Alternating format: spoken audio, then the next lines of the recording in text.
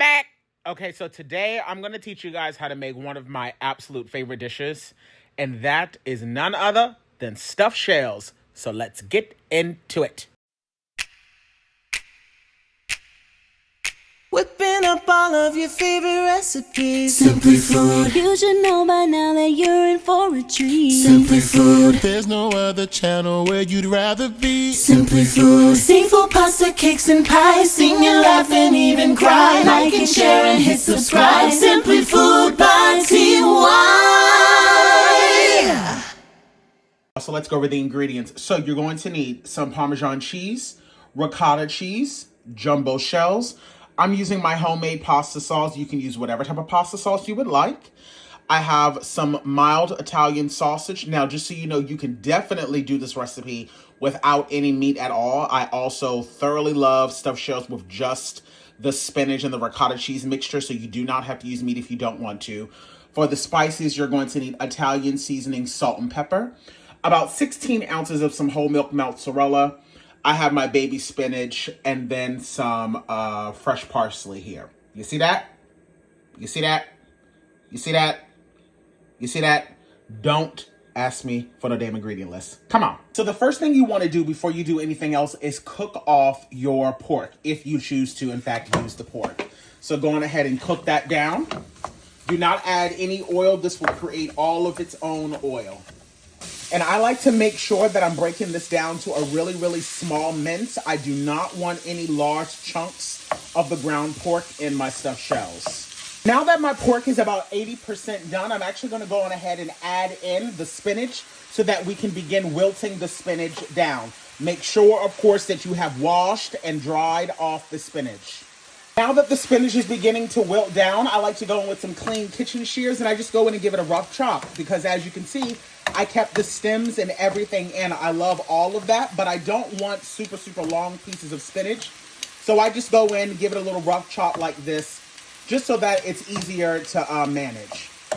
Now that this has wilted down, I'm going to go on ahead and turn the heat off and remove this from the heat so that this can begin cooling down while we bring our pot of water up to a boil so that we can begin to partially cook off our pasta. So like I said, now that we have our meat and our spinach nice and done, I'm going to go on ahead and sit this to the side. And as you can see, there's a lot of liquid being released. That's totally fine. I'm going to show you guys exactly what to do with that momentarily. You're going to get yourself a nice amount of parsley. You can use as much as you would like. I would definitely suggest using fresh in this particular case. There's not that many ingredients that go into this recipe, so you want to try to make sure that you're using as fresh as possible. But definitely make sure that, of course, you are washing your vegetables down. That's always important. Don't be lazy. Do not skip that step. The next thing we're going to work on is the ricotta mixture. So in a large bowl, we're going to add in the full 15-ounce container of our ricotta cheese. I have about a half a cup of some Parmesan cheese here. Our fresh parsley that we've just chopped. 8 ounces of the mozzarella cheese. A half a teaspoon of some black pepper. And we're only adding in a half a teaspoon of coarse kosher salt. Remember, you're going to get a lot of that salt coming from that pork. Now, if you choose to not use the Italian sausage, then of course you can always add in more salt. That's totally fine. And I think I forgot to mention this in the ingredient list, but you're also going to add in 2 large egg yolks. Not the entire egg, just the egg yolks. And 1 tablespoon of the Italian seasoning. Give all of this a good mix. Once you get everything fully incorporated, you can go on ahead and sit this to the side because I do not like to add in the pork or the spinach until right before I'm about to assemble the shells. Speaking of the shells, let's go on over to the stovetop and let's get those partially cooked off. Now that my water is coming up to a raging boil, I'm going to go in and add in a little bit of coarse kosher salt. You always want to make sure that anytime you're making any sort of pasta, that the water is as salty as the sea. I'm now going to add in my pasta, and I'm only going to cook this for roughly, I would say, about 5 minutes or so. You do not want to cook it that long. We're only trying to get it just soft enough so that it's pliable so that we can add in the filling. Remember, we're going to finish cooking this pasta off in the oven. While that pasta is cooking, you can also go on ahead and start to preheat your oven, setting it to 350 degrees. As I mentioned to you guys earlier, there was a lot of liquid in the bottom of the bowl, so I placed the contents inside of a strainer so that all of that liquid could kind of drain off, because we don't want all of that unnecessary oil and water in the final mixture. Now that the shells are just about ready, I'm going to go on ahead and begin adding in our meat mixture. Now, just letting you guys know, I may not add in all of the meat. I don't want it to be overwhelming, and whatever I have left over, I will use in the morning in like an omelet, in a frittata, or something like that. Now, if you're making it for like a family of 4 or more, then you might end up actually using it all, but I'm making a relatively small amount, and I don't want the Italian sausage to overtake the flavor of the shells. So for me, this is just about enough. So that was probably about 1.5 cups worth. So now I'm gonna give this a good mixture. See, this is the perfect amount. I can already tell that there's the right amount of sausage to ricotta cheese mixture. Because sometimes when you have too much of the pork, that porky flavor kind of can just overwhelm your stuffed shells. And I don't know about you, but I don't want that. This is just right.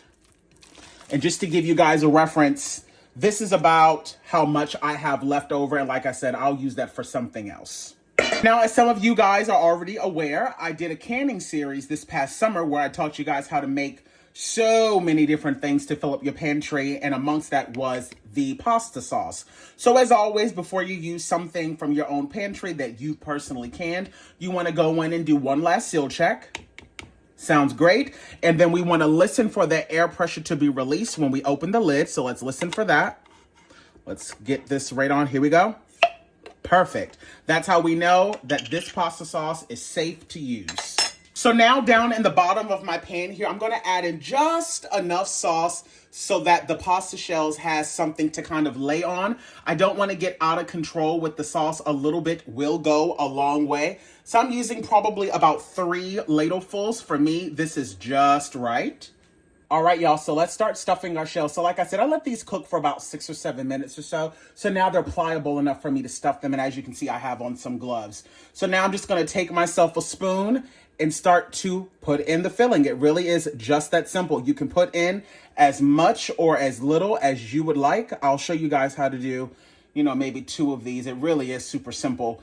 Stuffed shells was something that I absolutely loved as a kid. I don't know about you. And the best thing about stuffed shells is that once you learn the base on how to make stuffed shells, you can really start to switch it up and then start adding in a bunch of different ingredients. You can add, you can do chicken, you can do ground turkey. I personally don't like to do ground beef.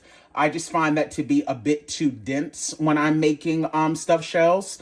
But like I said, sometimes I don't do any meat at all. Sometimes I actually prefer to just have the ricotta mixture with just the cheese in it. It really just depends on what my mood is, or if I know that I have guests coming over that actually do not eat meat or don't eat pork, I should say. So I'm going to continue this process and fill up this pan, and then I will be back with the next steps. I just wanted to make sure that I mentioned this while I was filling these up. It's really important to make sure that you do not overcook your pasta, because if the pasta is too soft, when you begin filling it, it's just going to rip, and you want that pasta to kind of keep its shape. Remember, we're going to be putting this in the oven at 350 degrees for roughly about 20 minutes or so. So it's going to fully, cook in there, and these are shells, so they really aren't going to take that long to get tender anyway. So you really want to make sure that you're only partially boiling them just so that they get soft enough so that they're pliable.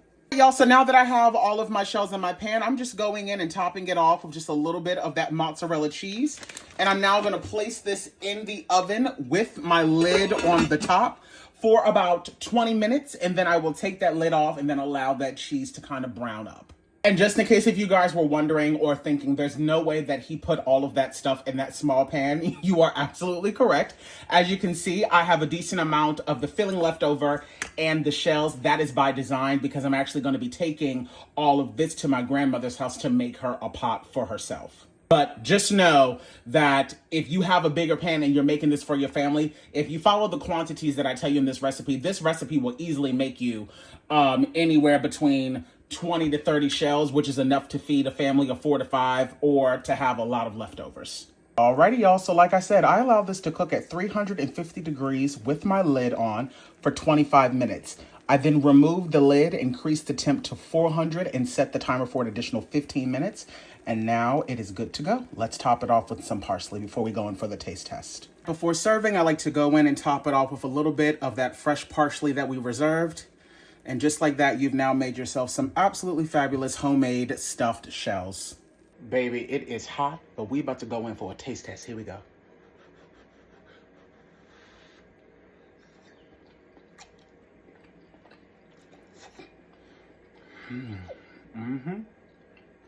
Playing in the kitchen. Simply Food by TY. We hope that you enjoyed it. Simply Food by TY. If you haven't took the time, make sure you subscribe. Thanks for watching. Thanks for watching. Thanks for watching Simply Food by TY.